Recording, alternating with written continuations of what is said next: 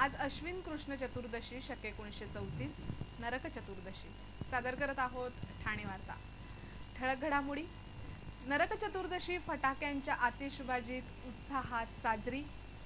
मासुंदा तलाव परिसरात बेशिस्तपणे फटाके उडवणाऱ्या युवकांना पोलिसांनी घेतलं ताब्यात आणि फटाक्यांच्या धूमधडाक्यात लक्ष्मीपूजन साजरं।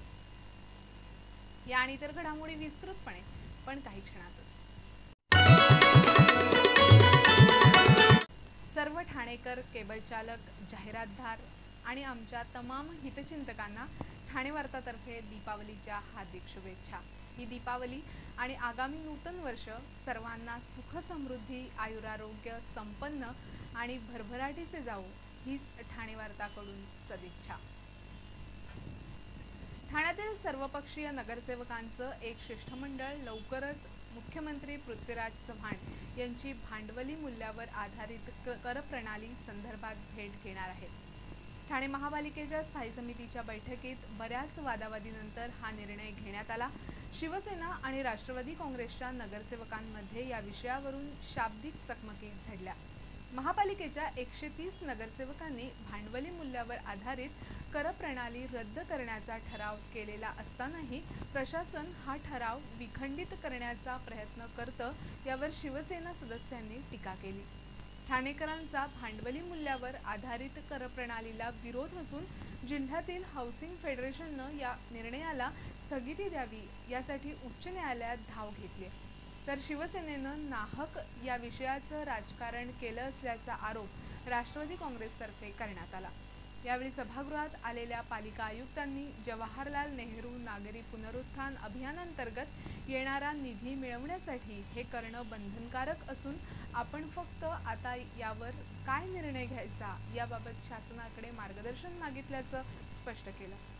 अखेर बऱ्याच चर्चेनंतर या प्रकरणाचा सोक्षमोक्ष लावण्यासाठी सर्वपक्षीय नगरसेवकांच्या एका शिष्टमंडळामार्फत मुख्यमंत्र्यांची भेट घेण्याचा निर्णय घेण्यात आला।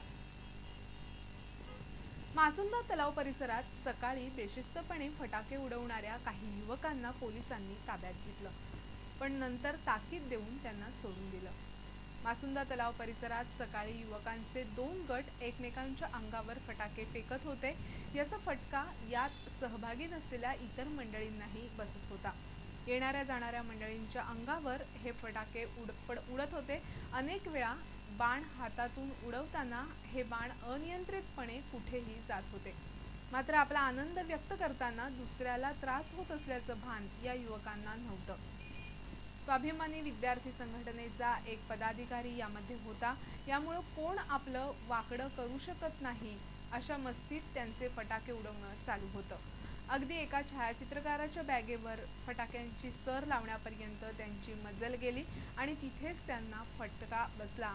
त्या छायाचित्रकारानं एका वरिष्ठ पोलीस अधिकाऱ्याला या प्रकाराची माहिती दिली आणि पोलिसांनी या युवकांना ताब्यात घेतलं। यावेळी बरीच पळापळ झाली। पोलिसांनी या युवकांना दम भरून थोड्या वेळानं सोडून दिलं, पण यामुळे मासुंदा तलावावरील आनंदाला काही काळ गालबोट लागलं। ठाण्यातील प्राच्यविद्या अभ्यास संस्थेतर्फे ठाणे शहराचा ऐतिहासिक आढावा घेणारे एक अनोखे सचित्र प्रदर्शन आयोजित करण्यात आले। या प्रदर्शनाचं उद्घाटन संस्थेचे अध्यक्ष डॉक्टर विजय बेडेकर यांच्या हस्ते झालं। ठाणे शहराला अतिशय जुना इतिहास आहे। शिलाहार राजवटीची राजधानी असलेली ठाणे नगरी व्यापारासाठी प्रसिद्ध होती। आता आधुनिक काळातही ठाण्याची ओळख औद्योगिक शहर म्हणून प्रसिद्ध आहे। प्राचीन काळापासून ठाणे हे सांस्कृतिक, साहित्यिक, शैक्षणिक, व्यापार आणि उद्योजकतेला प्रेरणा देणारे शहर म्हणून सर्वज्ञात आहे। अशा ठाणे शहराची सर्वांना ऐतिहासिक, सामाजिक, सांस्कृतिक ओळख व्हावी म्हणून ठाण्याच्या इतिहासावर प्रकाशझोत टाकणाऱ्या या प्रदर्शनाचं आयोजन करण्यात आले। या प्रदर्शनामध्ये ठाण्याचा प्राचीन, मध्ययुगीन आणि अर्वाचीन इतिहास अभ्यासपूर्ण रीतीनं 100 चित्र आणि माहितीपूर्ण फलकाच्या माध्यमातून प्रदर्शित करण्यात आला आहे। या प्रदर्शनाचं आणखी एक वैशिष्ट्य म्हणजे संपूर्ण प्रदर्शन काळामध्ये ठाण्याविषयी माहिती ध्वनिचित्रफितीच्या माध्यमातून दाखवली जात आहे। संस्थेच्या हजुरी येथील वास्तूमध्ये येत्या 30 नोव्हेंबरपर्यंत 11 ते 6 या वेळेत हे प्रदर्शन विनामूल्य पाहता येईल। या प्रदर्शनाचा सर्वांनी लाभ घ्यावा असं आवाहन संस्थेचे अध्यक्ष डॉक्टर विजय बेडेकर यांनी केले। विहंग ग्रुप तर्फे दीपावलीच्या हार्दिक शुभेच्छा। शुभेच्छुक आमदार प्रताप सरनाईक, नगरसेविका परिशा सरनाईक आणि विहंग तसेच पूर्वेश सरनाईक। सर्व नागरिकांना शुभ दीपावली आणि नूतन वर्षाच्या हार्दिक शुभेच्छा। शुभेच्छुक नगरसेविका मीनल संखे, नगरसेवक दीपक वेदकर। सर्व नागरिकांना दीपावली आणि नूतन वर्षाच्या हार्दिक शुभेच्छा। शुभेच्छुक नगरसेविका सारिका सोनार आणि माजी नगरसेवक संजय सोनार।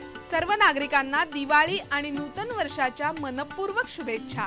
शुभेच्छुक नगरसेवक संजय भोईर, नगरसेविका उषा भोईर आणि माजी विरोधी पक्षनेता देवराम भोईर। समस्त ठाणेकर नागरिकांना दिवाळीच्या हार्दिक शुभेच्छा। शुभेच्छुक नगरसेवक आणि गटनेता संजय वाघुले। सर्व ठाणेकरांना दीपावली आणि नूतन वर्षाच्या हार्दिक शुभेच्छा।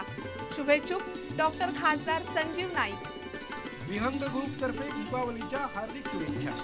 शुभेच्छुक आमदार प्रताप सरनाईक, नगरसेविका परिशा सरनाईक आणि विहंग तसेच पूर्वेश सरनाईक। सर्व ठाणेकरांना दीपावली आणि नूतन वर्षाच्या हार्दिक शुभेच्छा। शुभेच्छुक माजी महापौर अशोक वैती। वार्ताकडून सर्वांना दिवाळीच्या हार्दिक शुभेच्छा। दिवाळी आणि रांगोळीचं अतूट नातं आहे।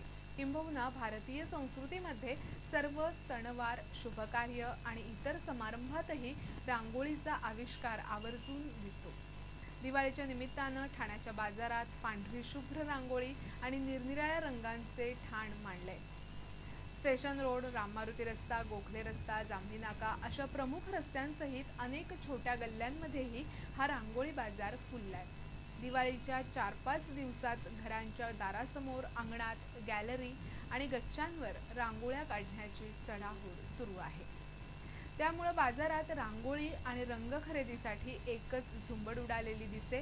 पूर्वीच्या काळी रांगोळी काढण्याचं काम परंपरेनं स्त्रियाच करत, त्यांनीच ही कला जिवंत ठेवली। आता पुरुषही रांगोळी कलेच्या क्षेत्रात मोठ्या संख्येनं पुढे आले असून रांगोळी प्रदर्शनांच्या माध्यमातून त्यांनी ही कला जनतेच्या दरबारात लोकप्रिय केली आहे। रांगोळीवरची अनेक पुस्तकंही आता बाजारात उपलब्ध असतात। हल्ली नोकरदार स्त्रियांना रांगोळी काढण्यासाठी पुरेसा वेळ मिळत नसला तरी त्यांची त्याबद्दलची ओढ जराही कमी झालेली दिसली नाही। दारापुढे, तुळशी वृंदावनासमोर आणि अंगणात स्त्रिया दिवाळीमध्ये रांगोळी काढण्यात आघाडीवर आहेत। बोटांच्या चिमटीतून फुलणारी ही कला दिवसेंदिवस लोकप्रिय होत असून तिची कीर्ती आता सातासमुद्रापलीकडे पोहोचली आहे। चंद्र, सूर्य, कमळ, गोपद्म, शंख, चक्र, कलश, स्वस्तिक, दीप अशा प्रतीकांच्या माध्यमातून साकारली जाणारी रांगोळी मांगल्याचं आणि पावित्र्याचं वरदान ठरत असल्यानं ती सर्वांनाच हवीहवीशी वाटते।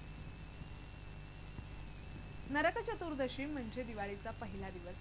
आज पहाटे अभ्यंग स्नानानं मंगलमय वातावरणात आणि फटाक्यांच्या आतिषबाजीत हा दिवस साजरा झाला। नरक चतुर्दशीचं अभ्यंग स्नान पहाटे धुमधडाक्यात करण्यात आलं। अश्विन कृष्ण चतुर्दशी म्हणजेच नरक चतुर्दशी। या दिवशी कृष्णानं नरकासुराचा वध केला आणि त्याच्या वल्लीवासातील 16,000 तरुणींची मुक्तता केली। नरकासुराच्या रक्ताचा टिळा लावून कृष्ण सूर्योदयापूर्वीच परत आला, त्यावेळी त्याला अभ्यंग स्नान करण्यात आलं। या घटनेची स्मृती म्हणून अभ्यंग स्नान केलं जातं। नरकासुराचं प्रतीक म्हणून कारिंटे पायाच्या अंगठ्यानं चिरडून हे अभ्यंग स्नान करतात। ठाण्यातील कोपिनेश्वर मंदिर, सिद्धिविनायक मंदिर, घंटाळी देवी मंदिर, विठ्ठल सायन्नाथ दत्त मंदिर इथे भाविकांनी दर्शनासाठी गर्दी केली होती। ठाण्याचा मासुंदा तलाव, कोपिनेश्वर मंदिर, राम मारुती रस्ता, डोंबिवलीतील गणेश मंदिर तरुणांच्या उत्साहानं झळाळून निघालं होतं। एकमेकांना दिवाळीच्या शुभेच्छा देत फटाक्यांच्या आतिषबाजीत त्यांनी दणक्यात दीपावली साजरी केली। मात्र फटाके उडवताना कोणतीही काळजी घेतली जात नव्हती। कुठेही कसेही फटाके उडवले जात होते। लक्ष्मीपूजन आज घरोघरी धूमधडाक्यात आणि फटाक्यांच्या आतिषबाजीत साजरं करण्यात आलं। लक्ष्मीपूजनाविषयी एक कथा आहे। समुद्र मंथनातून लक्ष्मी बाहेर येण्याअगोदर अलक्ष्मी समुद्रातून वर आली। समुद्रातून बाहेर आल्यावर तिनं विचारलं, मी कुठे राहू? त्यावर तिला असं सांगण्यात आलं की ज्या घरात कलह होतो, अभक्ष्य भक्षण केलं जातं, देव, गुरु, अतिथी यांचा अपमान, अधार्मिक गोष्टी चालू असतील ती तुझी राहण्याची ठिकाणं असतील. दारिद्र्याचं प्रतीक म्हणून तिला अक्काबाई असं म्हणतात. या अक्काबाईचा फेरा आपल्या घरी येऊ नये म्हणून लक्ष्मीपूजनाच्या आधी या लक्ष्मीचं किंवा तिचं प्रतीक समजल्या जाणाऱ्या केरसुणीचं पूजन करण्याची प्रथा आहे. संध्याकाळी गोरस मुहूर्तावर घरोघरी तसंच व्यापाऱ्यांकडेही लक्ष्मीपूजन मोठ्या उत्साहात, फटाक्यांच्या आतिषबाजीत आणि धार्मिक मंत्रांच्या घोषात करण्यात आलं. 8 पाकळ्यांच्या कमळावर लक्ष्मीची स्थापना करून तिची पूजा करण्यात आली. लक्ष्मी हे वैभवाचं, प्रेमाचं आणि सौंदर्याचं प्रतीक आहे.